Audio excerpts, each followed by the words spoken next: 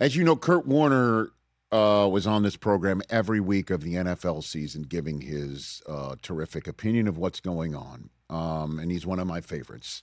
So I thought to myself, who can potentially join us, hook up with us on a weekly basis now that the NFL season is over and we're going to start digging into basketball, both professional and college, and somebody who I love as well, who's also a Hall of Famer and who I love to have on this show whenever he says yes. And he said yes. He's going to join us every week. All right. To talk some hoops. Yes, sir. He's a pro basketball Hall of Famer. And he's number one in my program and number four in my program, number one in my heart. Ladies and gentlemen, Chris Webber. C-Web. Hey, Here what's on up, the what's Rich up, Eisen. fellas? Let's go. What's going What's on? up, Rich? I love that background. Look at this. Look at where you are. I love it. Got Sugar It's Hill awesome. gang back there. Well, I got to find something, better, a little more stable. But it was kind of quick. So I was like, hey, I got a bunch of records. I might as well do it in front of some records. But is that the Scarface soundtrack on the top level right there? Like It is. I have Casino, Scarface, the Isley Brothers, Wow. James Brown, DMC, Death Row, some good ones. This is why I love you, man. You're more than just about hoops. Chris Webber here on the program. It was great to see you. I ran into you at the Super Bowl. Definitely. That was great to see you there as well. It was well, Did you stay yeah. for the game? Or no, I you got it? didn't. You know what? I really have a rule with the Super Bowl is that my tradition is watching it in the living room. I know it's great experience to be there at the game, but all my memories from growing up to being older, to dreaming about the game was eating food in the living room, running back and forth and yelling. So I made sure I came home to catch the game on the tube. Okay, now I appreciate that, and I appreciate you being a man of tradition and a man of family and a man of many different desires, okay? Right. But if the Detroit Lions are in the Super Bowl, you're not I'm staying going to at- the Super Bowl. I'm going to the Super Bowl. Mandatory. Okay, all right. Yeah, I'm going to the Just I'm wanna going make sure. all week. I'm getting there a week early, like I'm part of the media just to hang out. So yeah, I'm getting there early. Okay. Yeah. So let's talk about All-Star Weekend. We could see at the bottom you played in 5 of them, including, let's talk about your first one, 1997. You're in the All-Star game, and I see who's there in it. I mean, this is the Jordan, Pippen. This is the real deal. Who was there from back in the day? What was it like for you to stroll into that All-Star game in 1997, Chris? It was crazy because it was in Cleveland, I believe, and what was so special was that was the 50 greatest. So I actually got to shake, at the time, Bill Russell, and I didn't get to shake Wilt Chamberlain's hand, but I got to stand next to him, and Cousy and some other greats, of course, Jordan and Magic and those guys. So to me, being there at the celebration of the 50th was great. I think Glenn Robinson, who was a childhood hero of mine, not Glenn Robinson, Glenn Glenn Rice. Rice, who was a childhood hero of mine. He broke, I think, Wilt Chamberlain's record for most points in a quarter. And I remember Jordan and guys pumping him up saying, shoot, shoot, shoot. And, I remember all the pageantry, all the parties, before and after. So for me, it was so special because it's a time, when you feel like, okay, I've made it, but here's a different level to making it and getting to share with your family, friends, and the city of D.C. at that time was special. Yeah, on the Eastern All-Star team, Jordan, Pippen, Ewing, Dumars, Tim Hardaway Sr., who's coming in here tomorrow, actually, Christian Okay. Laettner, Alonzo Mourning, Dikembe Mutombo, Glenn Rice. My goodness, great. Penny Hardaway, I think I mentioned. Then on the Western side of things, the Glove, John Stockton, Hakeem Olajuwon, Garnett, my gosh, Malone, Shaq. Wow. And then you're saying on top of it, the top 50 were there too? On top Yeah, of it was this big celebration. So we got to watch them get their jackets and hang out and everything like that. So, yeah, I think the arena was somewhat new at that time. And so even going to the Rock and Roll Hall of Fame and all the things that, you get to do while you're in the Cleveland area, it was special, especially, for me, you grow up and you dream. And after every All-Star game, You go outside and you try to do the dunks that guys were doing, even in Michigan when it was snowing, and for a whole week without social media, we're talking about those moves, what guys did and how special it was. And, the kind of transition to this year's and to kind of the current conversation, Rich, I hope that that's what players understand. I think part of getting there is remembering who you were before you got there. And what I mean is honoring that person. So all these guys, they're the best players in the league. They worked hard. I mean, they earned it. They worked hard to get there. And if they remember, who those guys were back when, they didn't have a beard and mustache, when no one knew their name, when it wasn't cool to be, then you'll kind of honor the game the most. And I remember, guys letting you shoot and kind of letting you do your thing, but at the end, you wanted to win. So hopefully that part comes back to the game. Chris Webber, Hall of Famer here on the Rich Eisen Show, and two guys from that All-Star experience I want to ask you about any interactions. And you just mentioned one. You mentioned Bill Russell. Was it just a quick handshake? Just you? Were you able to pick his brain? Did he say anything? You were like, "Hey, I love you," or your shorts were too long in college? I mean, what was it? What was it like, Chris? Anything? What's funny is that time was a quick shake my hand, beat it, kid. I'm here, Sure. with my buddies. But later we did develop a relationship, and shout out to your partners at TNT that allowed me to do an interview with him. And so later on, I got to interview him, and I brought my father to the interview. And what, he told me I'll never forget. I think that's one of the few times my father shed tears. And part of that was because of some things he told my father about their upbringing, but also about what he really kind of respected the guys at Michigan, and things I never really thought that he would say or acknowledge, or you figure, hey, he's so old school that, I just remember his laugh. He cackled. I mean, he was the loudest laugher in the building, and he loved telling stories. And one of his favorite stories is, recently at the Hall of Fame, before he passed away, I was with Ben Wallace, I think Paul Pierce, Kevin Garnett, and he was talking about showing us pictures on his phone of him high jumping and how he was one of the champions high jumpers, but he just jumped over the high jump bar regular, if you could believe that. Not backwards or anything like that, but just straight over. So I did become pretty close with him, and it started there in Cleveland. I love that. And look at that man on the screen right there. Man, Chris Brockman, man. Say what you said to me in my ear. Chris Brockman. Yeah, it's so weird you brought him up, C-Web. Today would have been Mr. Russell's 92nd birthday. Today. Get out of here. Yeah. That's crazy. That's awesome. And when you look at let's just talk about some trends, right? When you look at some of the stuff that he did, like when you think about the golfers from Joe Louis and many other athletes, but he's on Sports Illustrated on the cover, sitting there on a golf cart. And I asked him, why did he do that? And he was just telling me, just kind of some of his thoughts on life and how he loved playing golf. And if you were going to catch him in the summer, you better take the photo shoot on the golf course and not in any gym, because he's not coming there anytime soon.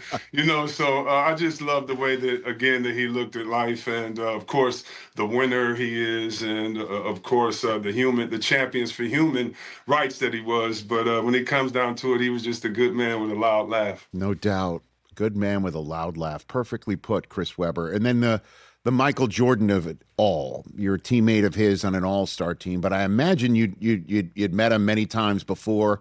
Certainly, if I'm not mistaken, didn't Juwan have a connection with him, working out with him when he was doing Space Jam and stuff like that? Chris, am I not mistaken about that? Yeah, Juwan was privileged. He's from Chicago. He had the same agent and all that good stuff. But yeah, Juwan was close with him. However, I never had that opportunity except, from afar playing and things like that. And so for me, it was a special day. One, he understood my game, because he kind of told me, suggested some things in the game, like, you should do this and that. And I'm like, wow, I could do that. And, but he knew our competitiveness, and he knew we were going to talk junk to him, because, even when we were in Washington, we were like, if we're going to go down, we're going to go down swinging. Our parents are here, our friends are here. So let's talk junk and go at Jordan, and then he would score 55 in the playoff game. But those are the type of things that, that would happen. So no, it was cool sitting next to him and watching him encourage all the other guys. Now, I know, Chris, you're known for your brashness and known for speaking things into existence and known for your confidence. But You talk junk to Michael Jordan, Chris Webber? Really? Well, I mean, yeah. I mean, at Washington, sometimes you're stupid enough to do some things. You know what I mean? But also it was, the day that we grew up, my favorite player was Barkley or Dominique Wilkins or Jordan or Isaiah Thomas, and we didn't have 24-hour access to these guys, but we did know their messaging, and part of their messaging was, you're going to miss every shot you don't take. You better work your butt off, and fear is nothing.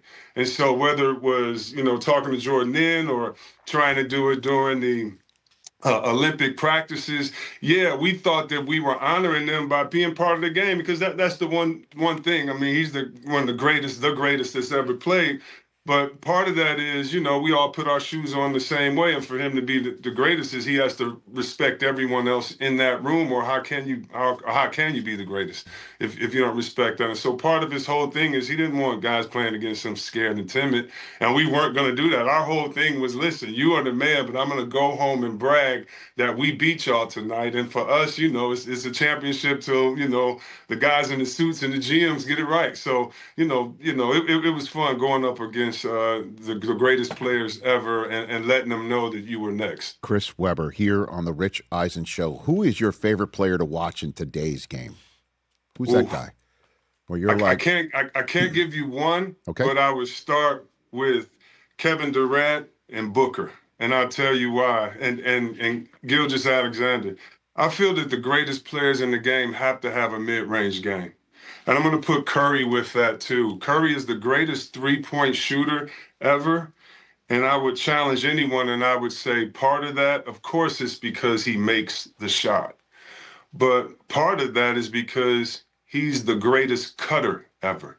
What does he and Reggie Miller have in common? Their footwork and their cutting. And so let's just say Steph, his threat is he can make the next three-pointer, and you better get up on him. As soon as you do, he's going to back cut you, and he's going to finish with a layup. And so to me, players that have the nuance, players that can score anytime. I do not like specialists. I love guys that can go to work. Of course, Jaylen Brown, what he's done this year. I mean, so watching, guys like that can go to work and get their shot anywhere, those are the guys I love watching to play. Well, and again, when you played, Chris, obviously you had me at hello from jump. But the thing that I was always marveling watching you play was a man of your size being able to move the way that you did, the way that you could run the floor, the way that you could finish, certainly with ferocity around the rim. What do you think of when you see Victor Wembanyama play, Chris? Man, my kid's favorite movie. I don't know why he hasn't been called this, so we might have to track it because I haven't heard him call it. But he's an avatar, man. He's like his skill and his talent is incredible, and his hunger and respect for the game match that. To me, you have to have a respect for your craft that everyone can see, touch, and feel. I think LeBron had it when he first came into the game, the way he would pay homage to the Kobe's, them, that Kobe had it, that Jordan had it, who still doesn't say he's the best. But, I just really love his game. I love the attention to detail. By knowing some people in the organization of San Antonio, I know he's a great teammate. And so he is someone that I would put in that category, also with Jokic. I love big guys that can pass, dribble, and do everything. And That's what I love. Would I like to see him in the post a little bit more? Of course, but that's going to be every day because he's that great. But to have that skill set at that size, that's what the game is all about. Whether you're 5'5" like a Muggsy Bogues or 7'6" like Wembanyama, can you dribble twice, hit a jump shot? Does your pump fake work? Can you get to the hole? And are you respected late in the game for your free throws? And so those guys definitely fill that role. Yeah, I mean, it's interesting you say it reminds you of Avatar. And again, Chris Brockman, who you'll get to know on a weekly basis here on the program, who you met when you were physically here in studio. Go ahead and say what you said in my ear, because that is exactly what an avatar is. Go ahead and say it. Yeah. So just every photo or still shot you see of Wemby, it looks photoshopped. It doesn't look real. It doesn't look real. Like his whole arm is over the basket. His eyes are even with the rim. He's so long. Yeah, when he kicked, when 3 basketballs got stuck in the net, and he just lifted his leg to use the tip of his foot to kick it up in the air to knock the balls loose, standing flat on the ground. He thought it was AI. What the heck was that? Yeah. It's insane, Chris. It's crazy. Part of we say you can't stop any one person in the league, and I really believe that if they go to their favorite moves. The most dominant player I've ever seen is Shaquille O'Neal. I don't think people just don't realize how dominant, how athletic, how fast, how quick, and how strong he was, and that he had finesse. And at the time, coaches would not allow him to, which they shouldn't have, go out of the paint. But you'll see him at All-Star Game and other clips where he could cross over and do things. When I evaluate a player, I evaluate them from, all the normal metrics and game, but also go into a personal bag and say, how would I defend them? And so if it's Wembanyama, I would say you got to be physical with him, right? But I would also say, wait, he can catch and face up on the post. He can catch and cut one dribble jump hook. Wait a minute, he can step back on the free. Wait, he comes in, he can set the pick and roll and pick or pop. So when I look at the potential of someone like that, I mean, it is absolutely, it's scary, and it's really truthfully not fair. It's not fair because we've not seen anything like that before. And I'm knocking on wood for his health, because man, do I want to see him in the playoffs. I want to see him. I want to see the Spurs go on a run, and I want to see what's going to happen if they take on, Oklahoma City in a 7-gamer. Like, that's the sort of thing I'm looking forward to right now. Chris. Rich, we're going to get to that, I'm sure. Sure. Right. But I have San Antonio. Everybody's sleeping on San Antonio. When Fox went there last year, I just laughed and talked to Popovich, and, we love you, Pop. But if you remember their team with the great Tim Duncan and David Robinson, they had height, but what did they have? They had Tony Parker. Why was he special? In a time with Shaquille O'Neal, this guy was at the top of points in the paint because of pick and roll and that little hook shot he had. So he put defenses in a terrible situation because he got in the paint and could pass out to shooters like Ginobili and others, right? That's all Fox and these guys are going to do. And I just watched them get better and better and better. And I think they're going to surprise some people with the potential that they have coming together earlier than people thought. All right, TJ, you want to hit one for Chris, and we'll let him go on with the rest of his day here and see him next week? What do you got, TJ? What's up, Chris? How you been, man? Hey, man, what's up, man? How you doing? Good to see you. Back in the day, in our day, in the early 90s, you were one of the first cats, right, who kind of changed the game into a game of a big man with guard skills. You know what I'm saying? A 6'9", 6'10", 6'14" player who could play down low, handle the rock, shoot. So who in today's game do you see a little bit of Chris Webber? And are there players that you look at and go, man, that cat reminds me of me? No. These players are so good today. I do believe it's the same skill set, but coaches have given them a freedom that we didn't have, so it's hard to judge with the consistency, of that. I love Jokic. I would love to say, I got a chance to play a little power forward and to have the ball as many times as he has in his spots. It's a mastery, at what he does. When I look at Giannis, the fact that before it was take 2 dribbles and get it to a teammate, the fact that he could take his time, lead the break, and take a slower guy and dunk on him, maybe when they had a 5 on me, would be, interesting.